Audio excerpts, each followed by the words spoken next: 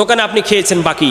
কেন একটা মানুষ হাল খাতার মৌসুম আসছে এখন, আপনি একজন ব্যক্তি বাকি দিয়েছে, সে তো আপনার প্রতি রহম করেছে, সে তো আপনার প্রতি দয়া করেছে। আপনি হাজি সাহেব, টাকার মালিক, আপনার মতো নোংরা বর্বর বেহায়া নির্লজ্জ আর হতে পারে না। আপনি মানুষের দোকানে বাকি নিয়েছেন, এরপর বেচারা হাল খাতা করে আপনাকে আমন্ত্রণ করেছে, তার টাকা আপনি 1 বছর থেকে নিয়ে বসে আছেন, সে তো আপনাকে দিয়ে আপনার প্রতি দয়া করেছে। হাই রে নির্লজ্জ হাজি সাহেব, আপনি বাকি খেয়ে একটা মানুষকে বারবার ঘোরালেন। নিশ্চিত রাসূলুল্লাহ বলেন মাতালুল গনি জুলমুন, আপনার দেওয়ার সচ্ছলতা আছে, তারপর আপনি দেন নাই, আপনি জালেম।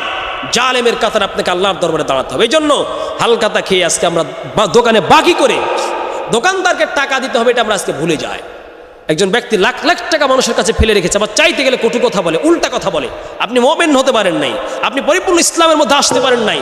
পরিপূর্ণ ইসলামের মধ্যে আসতে হলে আপনার লেনদেন পরিচ্ছন্ন হতে হবে, আপনার ওয়াদা পূর্ণ করতে হবে। আপনি 1 বছরের কথা বলে 3 মাসের কথা বলে বাকি নিয়েছেন, পরিশোধ করেন, না হলে আপনি রাসূলুল উম্মাত হতে পারবেন না।